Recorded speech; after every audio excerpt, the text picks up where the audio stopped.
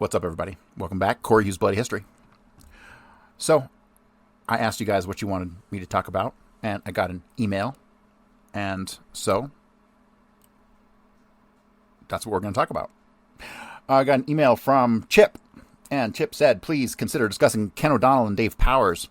I'm from Mass. My parents campaigned for JFK and RFK, and they knew Powers and O'Donnell.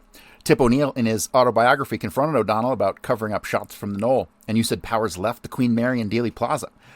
Why did Powers get out? Where did he go? What did he do? How did he get to Parkland? These two were supposedly JFK's friends. Have you uncovered? What have you uncovered to explain their treasonous behavior? Thank you. So, that being said, what we are going to do is we're going to spend as much time as it takes, at least a week, possibly more, and we're going to really dig into the behavior of the Secret Service car, who were 100% active participants in the assassination, everybody included, including Kenny O'Donnell. Dave Powers, was he involved? Well, but from how I see it, there's no way that he didn't see things. When he got out of the car, it's obvious that's the moment that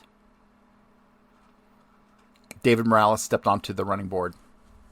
And the two Secret Service agents on the side of the car, that's John D. Jack Reedy and Paul E. Landis, both entered the second and third row of seats inside the Secret Service follow-up car, making room for, of course, David Morales and the shooter on the knoll, Jack Valente, who they will pick up on the other side of the knoll after they do the leapfrog and all that stuff, right? Because Jack Valente will be picked up by Greer in the limousine prior to the leapfrog, which resulted in Valente running over to the passenger side running board of the Secret Service follow-up car. So did Dave Powers was out of the vehicle? Well, here's one thing. Number one, he kind of had to get out of the vehicle to make room, right? Otherwise, you would have had 11 people in that vehicle.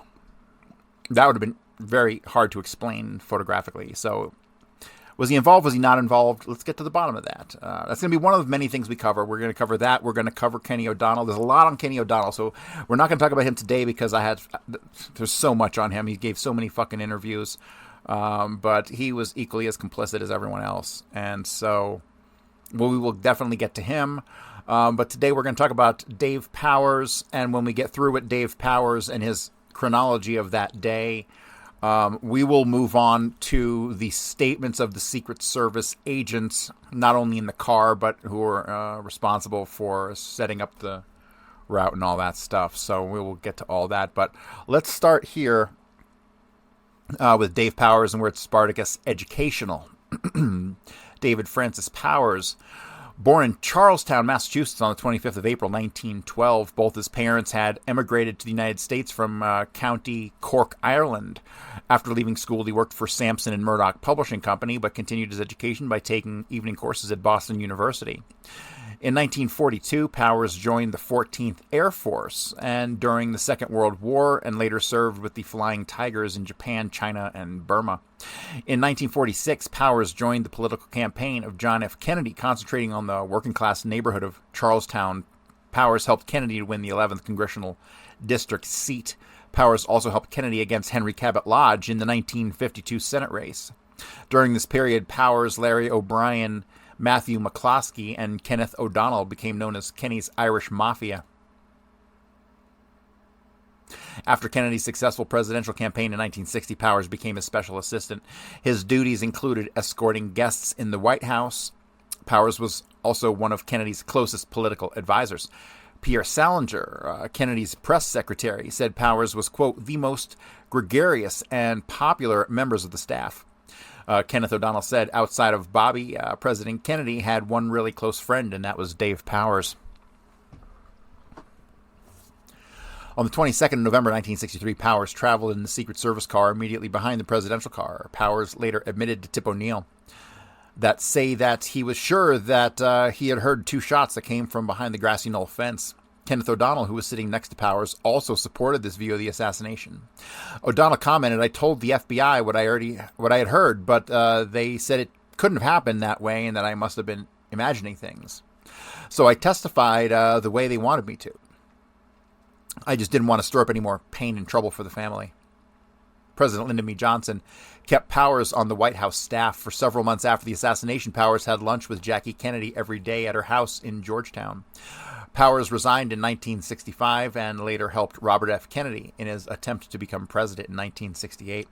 Powers was appointed curator of the John F. Kennedy Library and Museum in Boston from its opening in 1979. He also co-wrote Johnny, We Hardly Knew Ye, Memories of John Fitzgerald Kennedy with Kenny O'Donnell.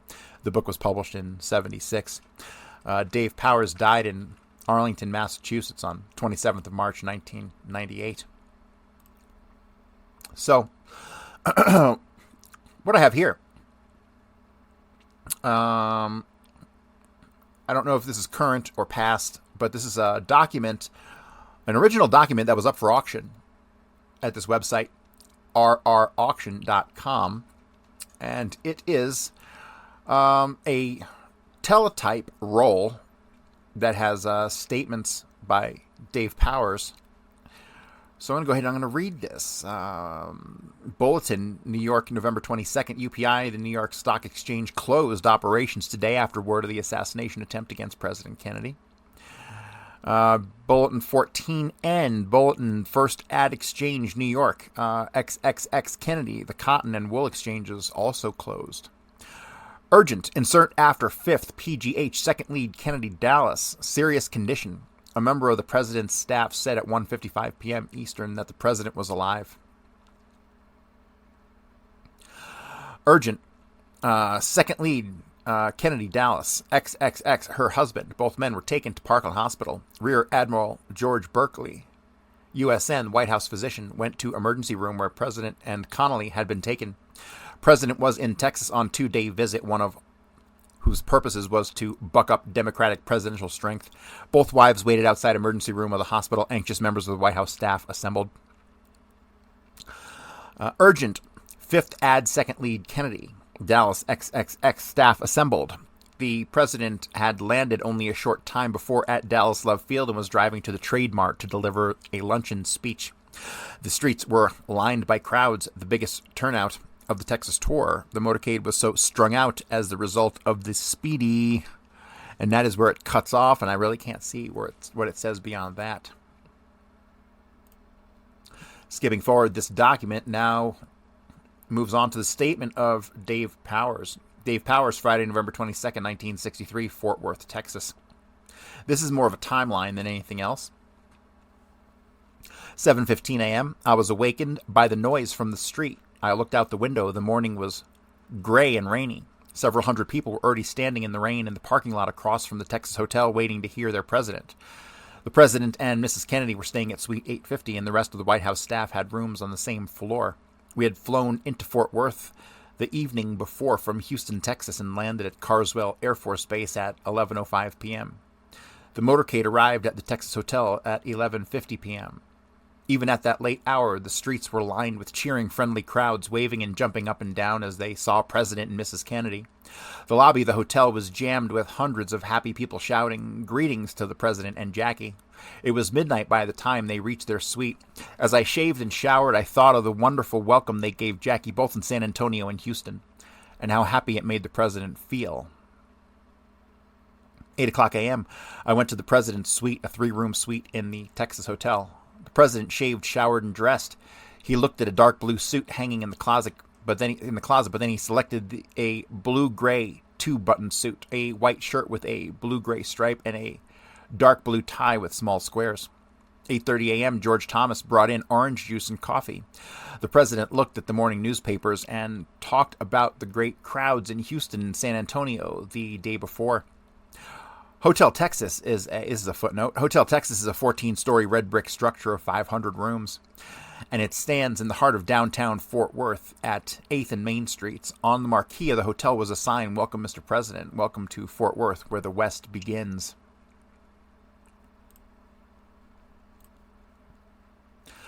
Friday, November 22nd, 1963, page 2.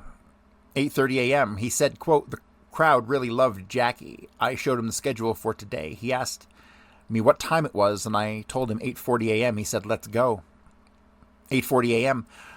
Took elevator to the lobby of the Hotel Texas. He walked across the street bareheaded and confident in the rain.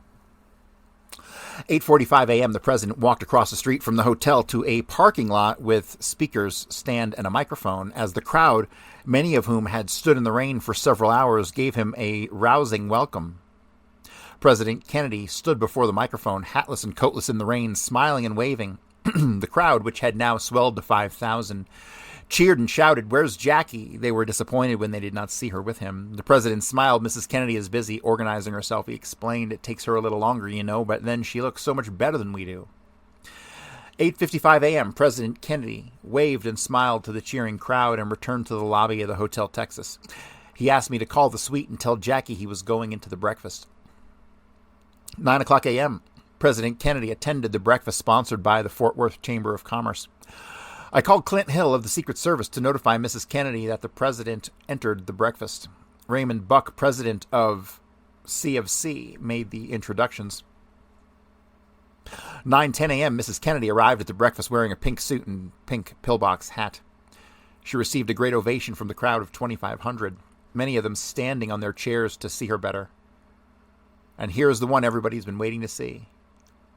9:15 a.m., the president was in a joking mood.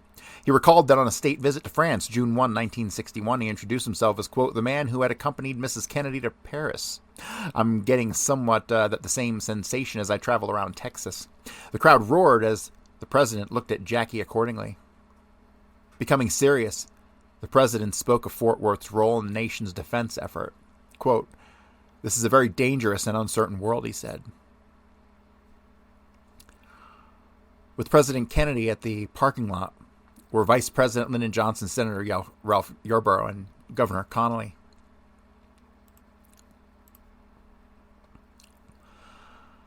"10 a.m., the President and Mrs. Kennedy returned to Suite 850. 10:15 a.m., the President calls John Nance Garner at Uvalde, Texas, to wish him a happy birthday, his 95th. 10:25 a.m. I was standing outside the Texas Hotel as the members of the press came out of the breakfast to board their bus for the motorcade to Carswell Air Force Base. Hugh Sidey, Doug Kiker, Alan Otten, and I were discussing Jackie's great ovation and the role she would play in the coming election. Alan Otten seemed displeased as he said, "What are you going to do with her next? Have her come out of a basket?" And I angrily replied, "She's not that type of bunny." 10:35 a.m. left Texas Hotel by car for a 35-minute ride to Carswell Air Force Base. The weather had cleared to a brilliant sunshine, and the big crowd on the way to the airport were warm and friendly. –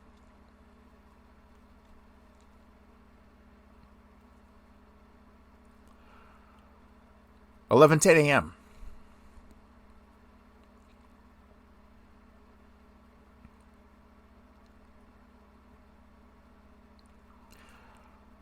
Motorcade arrived at Carswell Air Force Base.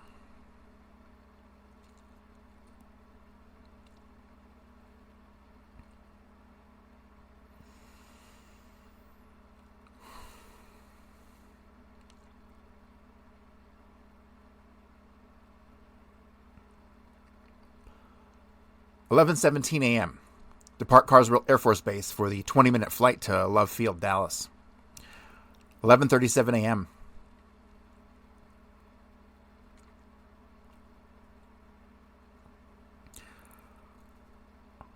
I was standing in the back of the jet when President Kennedy and Mrs. Kennedy were waiting for the ramp to be placed by the door. I said, "You two look like Mr. and Mrs. America."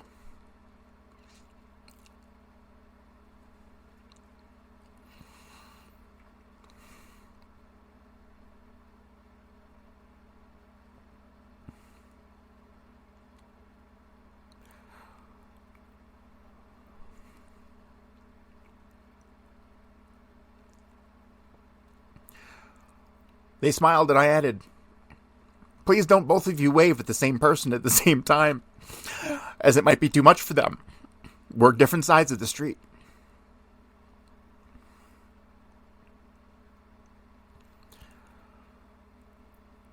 As they walked down the ramp from Air Force One into a brilliant sunshine, they made a handsome couple. They both waved and smiled at the big friendly crowd on hand to greet them as Love Field, Dallas. The president and Mrs. Kennedy walked along the chain link fence shaking hands with hundreds of admirers.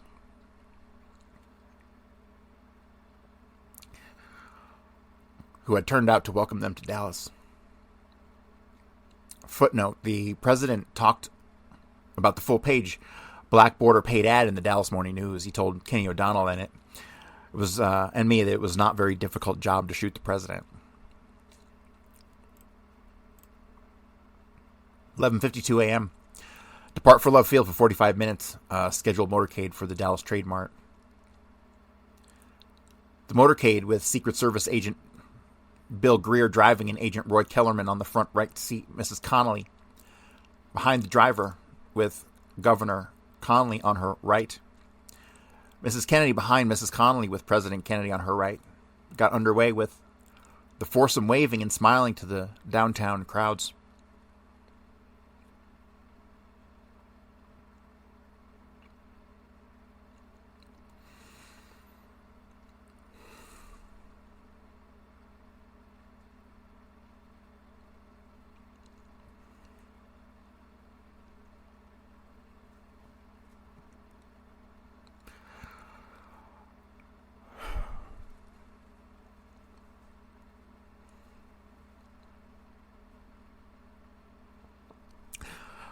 The crowds in downtown Dallas were tremendous. They never stopped cheering.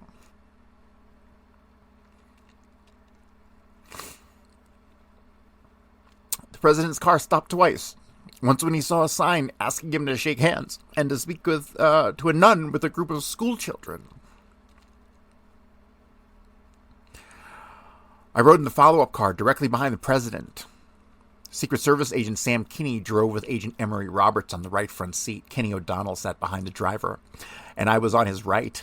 Agents Clint Hill and Tim McIntyre rode on the left running board, and Agents Jack Reedy and Paul Landis rode on the right running board. Agent George Hickey rode in the back of the car with Agent Glenn Bennett. 12:15 p.m., the crowds in downtown Dallas were tremendous. 10 deep all the way. They seemed to love the president and Mrs. Kennedy.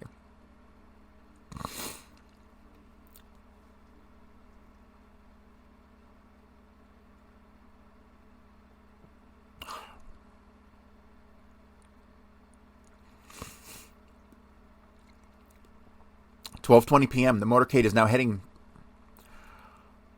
toward the Merchandise Trade Mart, where President and Mrs. Kennedy will attend a luncheon reception sponsored by the Dallas Citizen Council, the Dallas Assembly, and the Graduate Research Center of the Southwest. J. Eric Johnson, head of the Citizens Council. Guys, let's pull that fucking name right now. And 2,600 guests are now waiting at the Trade Mart to give a warm welcome to the President and Mrs. Kennedy.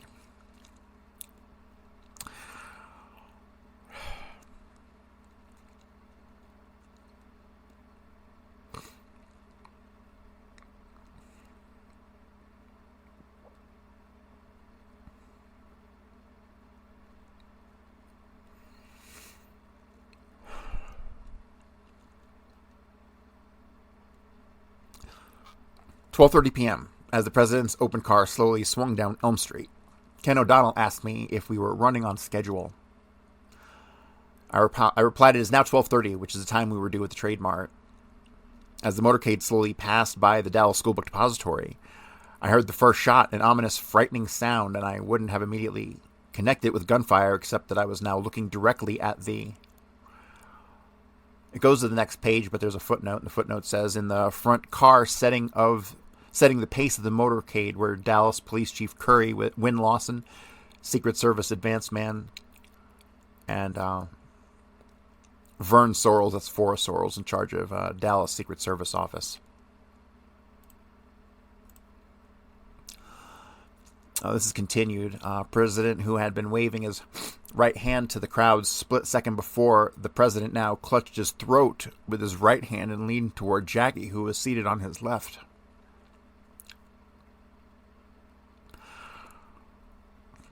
I said to Ken O'Donnell, sitting on the jump seat on my left, Ken, I think the president's been shot. He was way over on the right side of the car, waving his right hand, and now he slumped toward Jackie.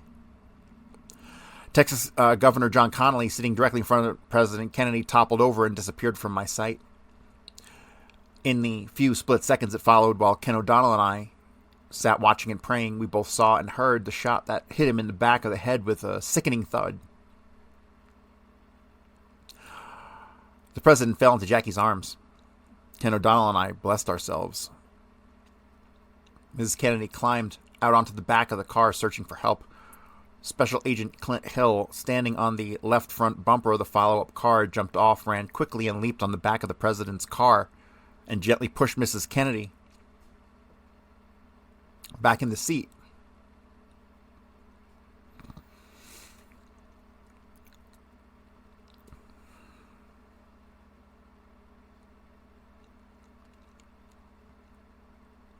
He then stretched his body full length over the back of the car on the wild ride to the hospital. By his action, he saved her from possible serious injury, because seconds afterwards, the motorcade had picked up speed and Mrs. Kennedy would have fallen off the rear of the car and would have been directly in the path of the backup car, which was practically bumper to bumper with the president's car. The motorcade, with Wynn Lawson of the Secret Service riding with the Dallas police leading the way, now heading for Parkland Memorial Hospital. The race to the hospital took only 4.5 minutes, but it seemed like an eternity. 12:35 p.m., as we pulled into the emergency entrance of the Parkland Memorial Hospital, I ran to the president's car.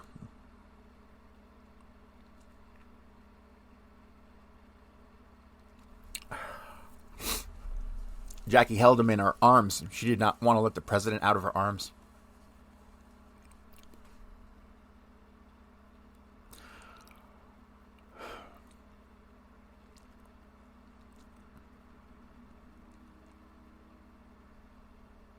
Clint Hill removed his suit jacket and covered the president's head and upper chest. Then Jackie let us take him. His eyes were open, the pupils dilated. There was some chest movement.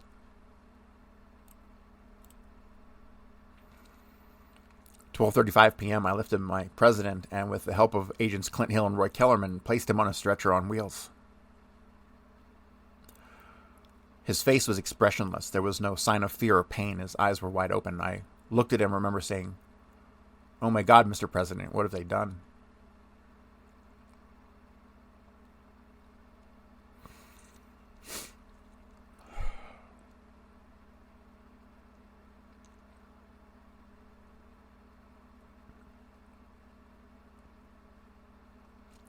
We half carried, half pushed the stretcher as we raced down a corridor to trauma room number 1, with Mrs. Kennedy running beside the stretcher all the way into the emergency room.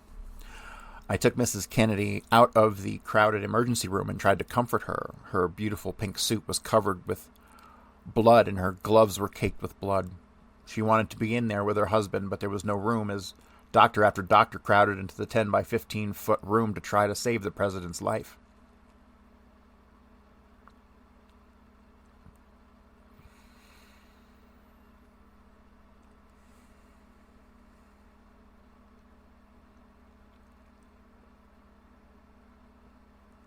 Agents Wynn Lawson, Clint Hill, and Roy Kellerman remained in the emergency room when I escorted Mrs. Kennedy out.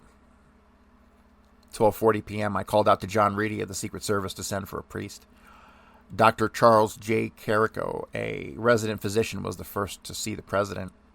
Dr. Malcolm O. Perry was the second doctor to arrive, closely followed by Dr. M.T. Jenkins and Dr. William Kemp Clark, a specialist in head injuries.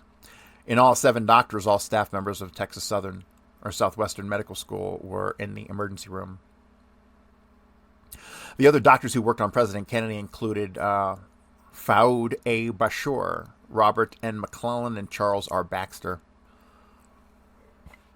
From time to time, Mrs. Kennedy would push the door open to see what the doctors were doing, and several times she managed to squeeze in.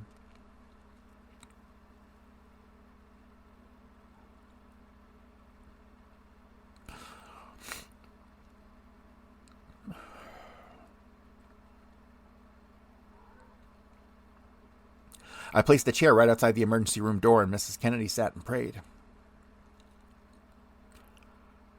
12:50 p.m., Andy Berger, a Secret Service agent from Fordham University, escorted Father Oscar L. Huber, pastor.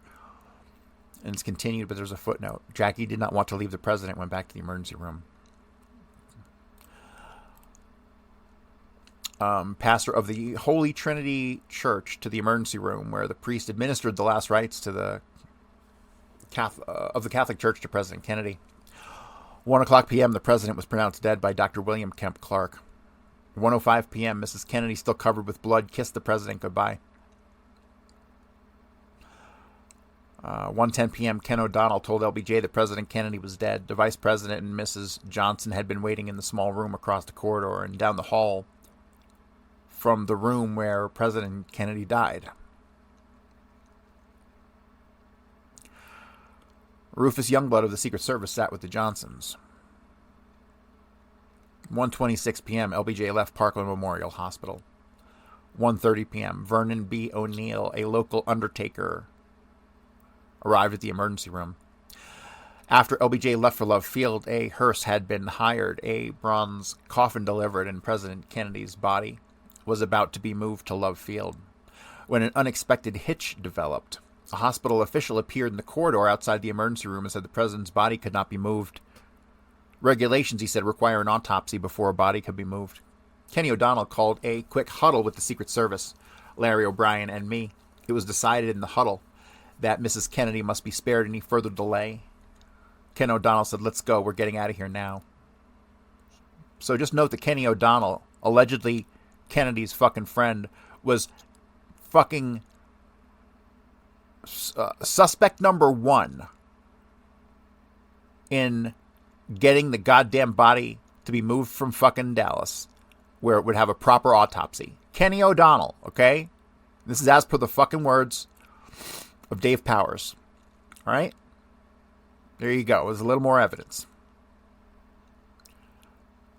With the Secret Service leading the way, the coffin was wheeled out to the waiting hearse. Mrs. Kennedy's hand rested on the coffin all the way, and Ken, Larry, and I supported it all the way. 2 o'clock, removed President Kennedy from Parkland Memorial Hospital and headed for Love Field. Mrs. Kennedy rode in the rear compartment of the hearse with his body. Secret Service agent Andy Berger drove the hearse, and agents Stu Stout and Roy Kellerman rode in front. Kenny O'Donnell, Larry O'Brien, and I rode in the follow-up car. There's a footnote. Then took the ring from her finger and placed it on the president's finger. 2:20 p.m., I helped carry the bronze casket containing the body of President Kennedy aboard Air Force One. We placed the casket in the rear compartment of the aircraft. Okay, now, if you'll recall, there's a fuck ton of shenanigans going on with the president's body and the disposable casket and all that stuff that was all spoken about in The Men Who Killed Kennedy. So, here's your fucking homework for tomorrow, because I'm going to be continuing on this tomorrow. So, everybody today, after you fucking listen to this, you're going to have to go and dig up The Men Who Killed Kennedy. You can find all of them on BitChute.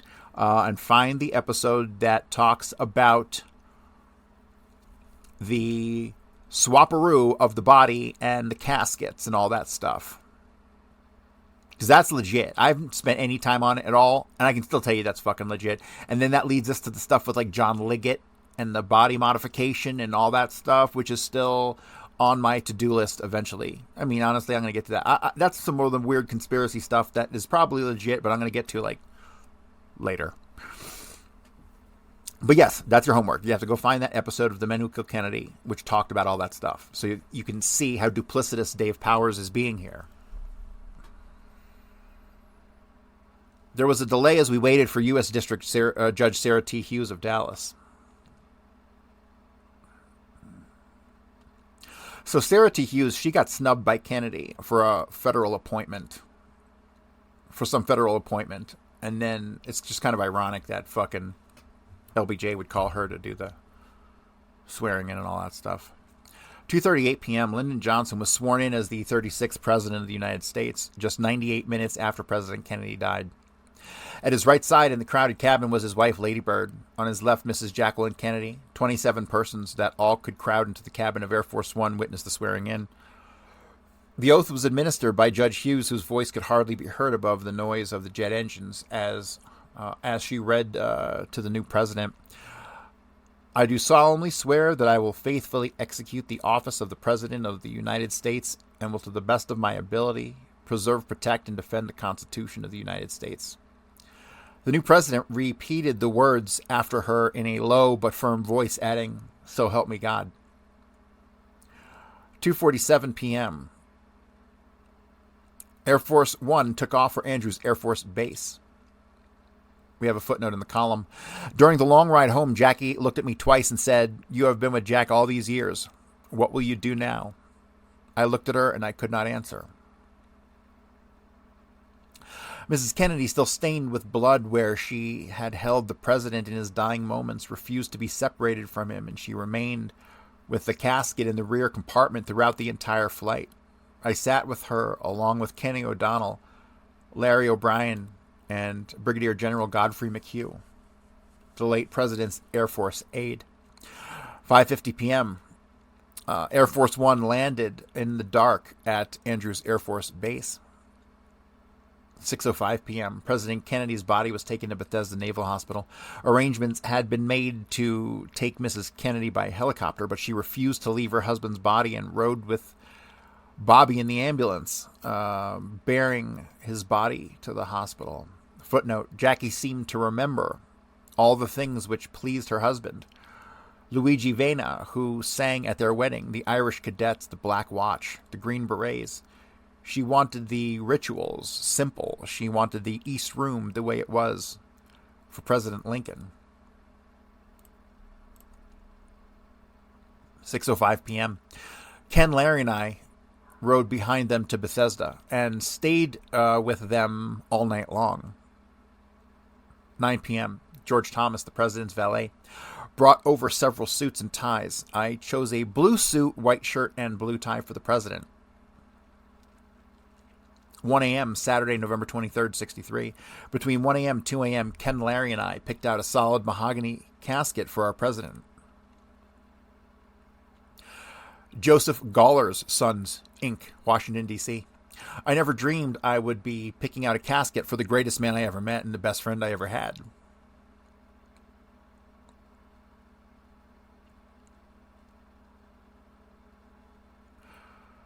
Two days earlier, after our swim, he weighed 172.5 and looked like a champion. 4:22 a.m., President John Fitzgerald Kennedy's body came home to the White House. Jackie asked Ken and me to stay and sleep at the White House. I had blood on the cuff of my shirt and sleeve of my coat and wanted to go home and change and cry where no one could see me. Mrs. Kennedy's great courage throughout that horribly tragic day set an example for all of us who had shared that horror. From the moment that she accompanied the bronze casket bearing the president's body from Parkland Memorial Hospital to Air Force One for the long journey home, and throughout the long night at Bethesda Naval Hospital and the heartbreaking ride back to the White House, her composure never wavered.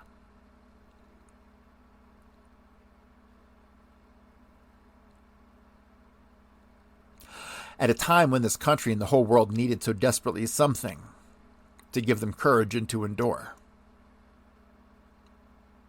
Jacqueline Kennedy provided that strength and dignity.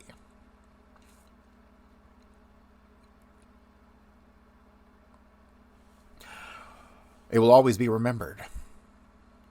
From the moment President Kennedy fell into her arms in Dallas, she stayed with him. She was by his side when he died. She spent the night at Bethesda with him. She accompanied his casket back to the White House in the misty dawn. She attended Mass with her children in the East Room Saturday and Sunday. She went to the Capitol with his body and back again at 9 p.m. with Bobby. Bobby had talked to me at Bethesda Naval Hospital and again early that morning at the White House about an open or closed casket. I told Bobby I'd been attending wakes with the president since 1946, and he often told me he did not want a lot of people staring at him in a casket trying to decide if he looked better or worse, or if he was sleeping, etc. So, that's the statement of Dave Powers and his chronology of that day. A lot of inconvenient things that he left out of his statement.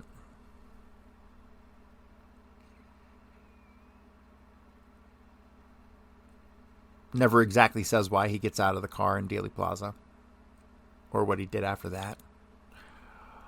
But rest assured, we'll get to the bottom of that by the time we finish this series on the Secret Service car and the men in the Secret Service car. We're going to go with a fine-tooth comb over everything.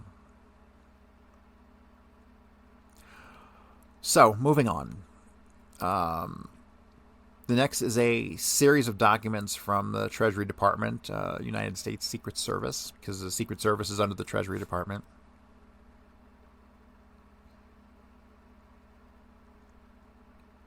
This was assembled June 11th, 1964. Mr. J. Lee Rankin, General Counsel, President's Commission on the Assassination of President Kennedy, Washington, D.C. Dear Mr. Rankin, there are attached statements made by Secret Service personnel named below shortly after November 22nd, 1963, of their recollection of the events surrounding the assassination of President Kennedy. And the names of statements that we will go through are William Greer, Roy Kellerman, Samuel Kinney, Emory Roberts, Clint Hill, Bill McIntyre, John Reedy, Paul Landis, Glenn Bennett, George Hickey, Rufus Youngblood, Thomas Lem Johns. You know, Thomas Lem Johns looks awful familiar. Kind of looks a whole lot like this Interpen guy named Ronald Augustinovich. I don't know. Go take a look for yourself. Jerry D. Kivett, Warren W. Taylor, Stuart G. Stout Jr., David B. Grant, Samuel Solomon, Ernest Olson Jr., John Joe Howlett, Andrew Berger, Robert A. Stewart, and Richard Johnson. There are also attached 3 statements taken from Joe Henry Rich, Herschel Jackson, Milton Wright, members of the Texas Highway Patrol who were assigned as drivers to the motorcade on November 22nd, 63 in Dallas. Statements by Special Agent in Charge Sorrells and Special Agent Winston Lawson have been previously made a part of the Commission's record.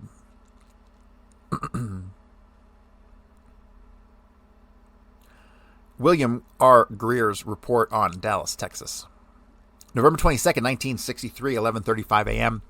Now, this is the driver of President Kennedy's limousine, the man who picked up a very witting Jack Valenti on the other side of the grassy knoll. Or on the other side of the overpass, I should say. Technically, we don't know how he got there, but he did definitely get there. I arrived at Love Field, Dallas, Texas, aboard the USAF plane number 26000 from Fort Worth, Texas. My assignment at Dallas was to drive the president's Lincoln convertible limousine. When I got off the plane, I went to where the president's limousine and the Cadillac follow-up automobile were parked. I had the president's coats and hat and placed them on the front seat. After the president and Mrs. Kennedy had shook hands with some of the people at the airport, the president, Mrs. Kennedy, Governor, Mrs. Conley entered the automobile with the president seated on the right side of the rear seat and Mrs. Kennedy sitting on the left side. Governor Conley sat on the right jump seat in front of the president. Mrs. Conley sat on the left jump seat. Special Agent in Charge Kellerman sat on the right front seat and I was driving. After we left the airport, we drove several miles at speeds ranging from 5 to 30 miles per hour, depending on the crowds. When we reached the... Oh, I can't read what that says. When we reached the business section of Dallas, the crowds were very large, and the motorcycle police alongside of the president's automobile had a hard time keeping the people back. When we came to a point where the crowd had thinned out, there was a right turn for about half a block and then a left turn. At this point, I would say the president's automobile was traveling 12 to 15 miles per hour. A short distance ahead, the street passed under a railroad or expressway. A building on the side of the street would have been the last building we would have had to pass before entering the underpass. The president's automobile was almost past this building, and I was looking to the overpass we were about to pass under, and in case someone was atop of it. And then I heard what I thought was backfire of a motorcycle behind the president's automobile. After the second shot, I glanced over my right shoulder and saw Governor Conley start to fall. I know then that something was wrong, and I immediately pushed the accelerator to the floor, and Mr. Kellerman said, "Get out of here." We hushed up to the police escort, and I called to the motorcycle police hospital. Mr. Kellerman was calling to the lead automobile on the radio to get to the nearest hospital fast. I drove as fast as I could to the hospital and helped to get the president into the emergency room. I guarded the emergency room door until the doctors and nurses had completed their duty. I then drove an official automobile behind the ambulance to Love Field, Dallas. I boarded USAF Plane 26,000 and returned to Andrews Air Force Base in Washington, D.C.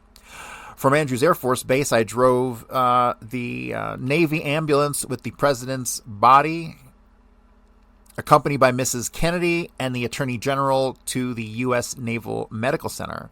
I assisted Mr. Kellerman while the autopsy was being performed, and then drove the ambulance with the president's body to the White House. That is Commission's Exhibit 1024 from William Greer. I need you to note how many things he doesn't mention. He doesn't mention at any time slowing down or stopping in Dealey Plaza when he looks back behind him, but we can assume that he did, right? Because he admits that he looked back behind him, and no one continues to drive fast or speed up as they're going to do that. They're always going to take their foot off the gas at least, right? So he doesn't mention that. He doesn't mention stopping on the other side of the overpass and allowing Jack Valenti to hop into the back seat. He doesn't mention the game of leapfrog that gets played between him and the Secret Service follow-up car in order to allow Jack Valenti to leave from this president's limousine and make his way to the passenger side of the Secret Service follow-up car. Now, to this day, I still don't truly understand the reason for Jack Valenti even having gotten into the president's car. He could have just gotten right on the side of the Secret Service car instead of having to do the leapfrog and all that stuff. But to me, it's almost like he had to, like it was some sort of ritual, like it was some sort of go fuck yourself, a message from the conspirators. I don't know, but he did it. And it's in the McIntyre photo. It's clearly in the McIntyre photo. And if you are listening to this podcast and you haven't visually seen my work on this, this will all be on Rockfin. You'll be able to check. I'll make this one free. You'll be able to see this one on Rockfin so you can look at, and this will be for tomorrow. Tomorrow's episode on Rockfin will be all, I'll catch up on the back episodes I haven't uploaded, and I'll have that all there tomorrow for you guys to go and look at. I've done the fucking presentation like 100 times. So, but yeah, so he leaves a ton out, right? And that's how these guys are liars. They're liars by omission. All right, next page. The assassination of President John F. Kennedy on November 22nd, 1963 at Dallas. What is this? This appears to be a statement from Roy Kellerman.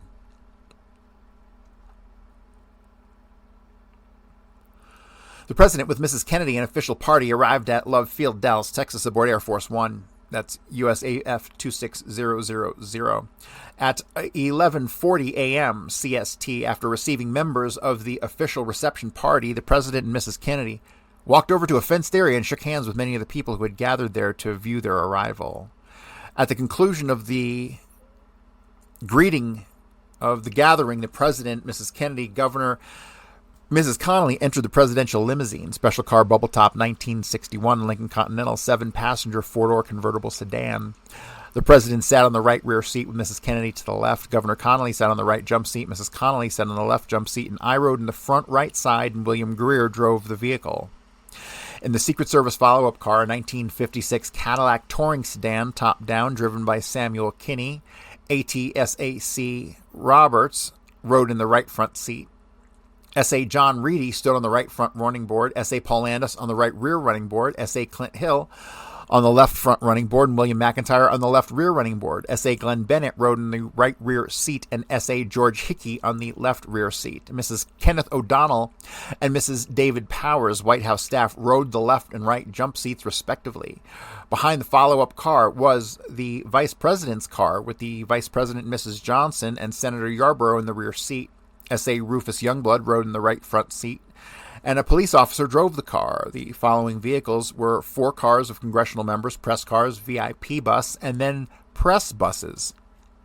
We departed Love Field at 11:55 a.m. along the planned motorcade route, en route to a luncheon at the Trade Mart given by the Democratic Citizens Council. That's the Dallas Citizens Council, if I'm not mistaken, scheduled for 12:30 p.m. CST. Guys, we need to become experts on the fucking Dallas Citizens Council, okay? As the motorcade completed the main thoroughfare through Dallas, we made a sharp right turn for about 1 block and then a curved left turn to a slight downhill grade, entering an area with little or no spectators. We were still traveling at a normal rate of speed from 12 to 15 miles per hour when I heard a noise similar to a firecracker exploding in the area to the rear of the car about 12:30 p.m. Immediately, I heard what I firmly believe was the president's voice. "My God, I'm hit." Not possible. He was struck in the throat first. I turned around to find out what happened when 2 additional shots rang out. The president slumped into Mrs. Kennedy's lap, and Governor Connolly fell into Mrs. Connolly's lap. I heard Mrs. Kennedy shout, "What are they doing to you?" Yelled at William Greer, the driver. "Step on it, we're hit," and grabbed the mic from the car radio. Called to S.A. Lawson in the police lead car that we were hit and get us to a hospital.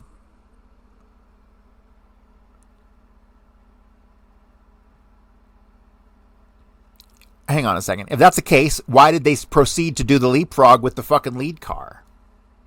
Why? Why? Because remember, he says, "Get us to the hospital." What does the lead car do? The lead car moves over to the left fucking lane and lets the limousine shoot by it. And then what happens? Then the fucking lead car shoots around the limousine again, causing the limousine to slow down greatly or stop or come close to a stop.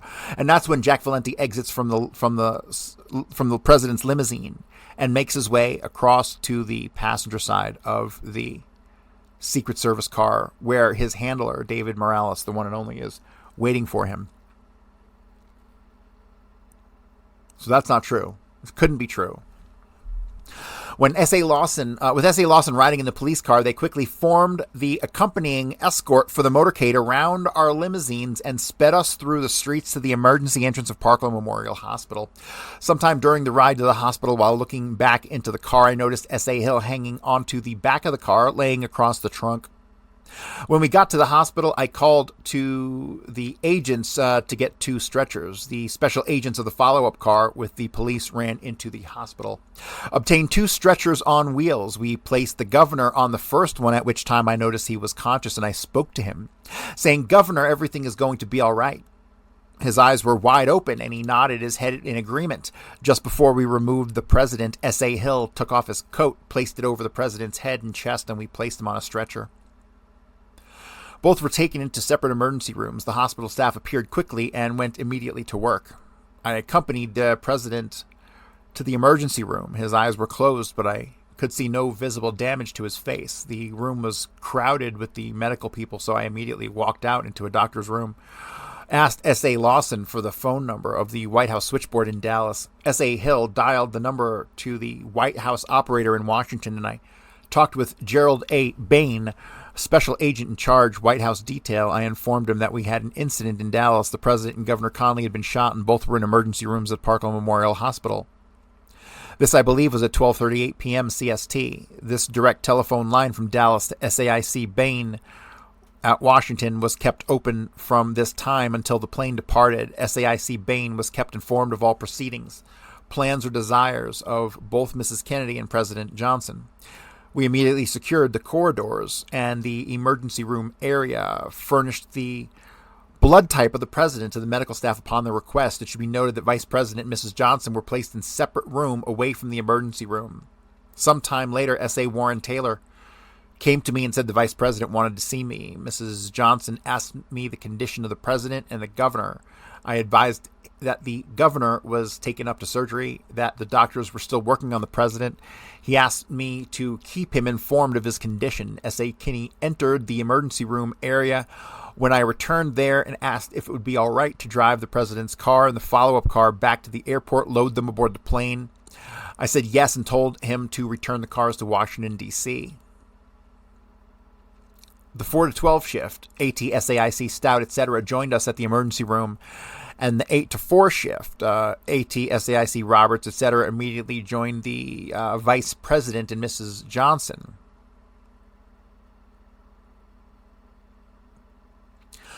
Through Dr. Berkeley, President Physician, we were advised officially of the death of the President, which was registered on the death certificate as 1 p.m. CST. Between 1 p.m. and our departure from the hospital at 2:04 p.m. CST, A casket was obtained, and with Mrs. Kennedy, S.A. Hill, and Dr. Berkeley riding in the hearse with the casket, S.A. Berger, Stout, and Kellerman in the front seat drove the hearse with police escort to Love Field. The Vice President and Mrs. Johnson had preceded us with Robert's shift to the airport, and when we had arrived, the field had been secured, and we rushed to AF 26,000. That's Air Force One. All available special agents carried the casket from the ambulance up the rear steps and placed it in the rear section of the plane. When we boarded the plane, Vice President Johnson and his party were aboard the plane. The services of Federal Judge Sarah T. Hughes was obtained. She was brought into the plane, and Vice President Johnson was administered the oath of office and sworn in as president at 2:38 p.m. At 2:47 p.m., USAF 26000 was airborne for Washington, D.C., arriving at Andrews Air Force Base at 5:58 p.m. EST. While airborne, arrangements were made for a naval ambulance from the new Naval Medical Center at Bethesda to be available at the airport. Upon landing, we removed the casket, placed it into the ambulance. At the airport, Chief Rowley advised me that 2 FBI agents, Francis O'Neill Jr. and James Siebert, had been assigned to this case and to allow them into the morgue at the U.S. Naval Hospital. I told Chief Rowley the cars would arrive at Andrews about 8 p.m. and suggested he assigned field agents to them to completely go over them for any evidence that might be found. Mrs. Kennedy, Robert Kennedy, and General McHugh sat in the rear of the ambulance. S.A.'s Greer, Landis, and myself with Dr. Berkeley rode in the front to Bethesda with a police escort. The body was immediately taken to the morgue, and the family was assigned rooms in the towers of the center. Hill and Landis remained with Mrs. Kennedy in her quarters, and William Greer and I remained in the morgue and viewed the autopsy examinations, which were performed by Vice Admiral Galloway, Commanding Officer NNMC Chief Pathologist Commander James Humes, Lieutenant Colonel Pierre A. Fink, who is Chief Military Environmental Pathology Division and Chief of Wound Ballistics Pathology Branch, and J. Thornton Boswell, Commander of Medical Corps, USN, together with the Naval Medical Staff. S.A. O'Leary was also in the morgue briefly. Agents O'Neill and Siebert were present. During the night, Joseph Galler's Sons, Inc. funeral directors were notified by Robert Kennedy and Sergeant Shriver, and a new coffin was obtained. After the completion of the autopsy and before the embalming, summoned S.A. Hill down to the morgue to view the body and to witness the damage of the gunshot wounds. The embalming was performed after the autopsy by the staff of Joseph Galler's. Prior to our departure from the Naval Hospital, I received all film x-rays that were used during this autopsy, and upon arrival at the White House, I turned them over to SAIC Bouk, B-O-U-C-K. We left the hospital at 3:56 a.m. in the Navy ambulance and with police escort motored to the White House. Mrs. Kennedy and Robert Kennedy rode in the hearse. S.A. Greer drove, Kellerman in the front seat. S.A.'s Hill and Landis with members of the family rode in cars following the ambulance. We arrived at the White House at 4:24 a.m. The body was placed in the East Room. On Wednesday, November 27, 1963, FBI agents O'Neill and Siebert were given an oral statement along the lines of this report. That's Roy Kellerman, November 29, 1963. Commission's Exhibit 1024. Here's a memorandum to the chief from SAIAC Kellerman, November 30th, 1963. Subject: security measures taken for the late President Kennedy and President Johnson from Parkland Memorial Hospital, Dallas, Texas, to the U.S. Naval Hospital, Bethesda, Maryland, and to the White House on November 22nd, 23rd, 1963. When the late President Kennedy and the official motorcade departed Love Field, Dallas, Texas on November 22nd, 1963, SA's Lawton 84 and Ribka Garage remained at the airport to effect security at the plane during our absence. On arrival at the emergency room at the Parkland Memorial Hospital, Dallas, Texas, the agents who worked the Secret Service follow-up car, ASIC Roberts shift, were utilized to cover the entrances and corridors leading to the emergency room. Shortly thereafter, ASIC Stout, 4 to 12 p.m., and his shift reported to me at the emergency room for instructions. I then conferred with ASIC Rufus Youngblood, who was in charge of security for the then Vice President Johnson, and told him to take ASIC Roberts and his shift to supplement his agents, and that I would take ASIC Stout and his agents with me until we returned to Washington, D.C. This change of shifts was immediately made at the hospital. Vice President Johnson departed the Parkland Memorial Hospital prior to the departure of the body of President Kennedy, with ASAC Roberts' shift working the Secret Service follow-up car. On their arrival at Love Field, ASAC Roberts and his shift completely secured the area where the president's plane was spotted. En route to Washington, D.C., aboard Air Force One, another conference was held with ASIC Youngblood, where he was informed that he would have ASIC Stout and his shift with him on their arrival at Andrews Air Force Base, Washington, D.C. I also informed him that I was accompanying the body of the late President Kennedy to the U.S. Naval Hospital, Bethesda, Maryland, and would have with me Special Agents Hill, Landis, Greer, and O'Leary. When we arrived at Andrews Air Force Base, Washington, D.C., the body of the late president was placed in a U.S. Navy ambulance, which was driven by S.A. Greer to the U.S. Naval Hospital. Bethesda, Maryland, with S.A. Landis and Dr. George Berkey and myself in the front seat. Mrs. Kennedy, along with Mr. Robert Kennedy and General McHugh, rode in the rear ambulance. S.A.'s Hill and O'Leary rode in an accompanying vehicle. At the U.S. Naval Hospital, S.A.'s Hill and Landis remained with Mrs. Kennedy near her quarters. Located in the tower of the center, S.A.'s Greer and O'Leary and myself accompanied the body to the morgue. S.A. O'Leary remained in the morgue only briefly. S.A. Greer and myself remained with the body in the U.S. Naval Hospital, along with agents Francis O'Neill Jr. and James Siebert of the Federal Bureau of Investigation, witnessing the autopsy performed by members of the U.S. Navy Medical Corps and the embalming services done by the staff of Joseph Galler's funeral directors, Washington, D.C. At 3:56 a.m. on Saturday, November 23rd, the body of the late President Kennedy was transported in a U.S. Navy ambulance from the U.S. Naval Hospital, Bethesda, Maryland, to the White House, with S.A. Greer arriving the ambulance and myself riding in the front seat. Mrs. Kennedy and Mr. Robert Kennedy rode in the rear of the ambulance. S.A.'s Hill and Landis rode in the accompanying vehicles. We arrived at the White House 4:24 a.m. and the body was placed in the East Room. All right, and I am going to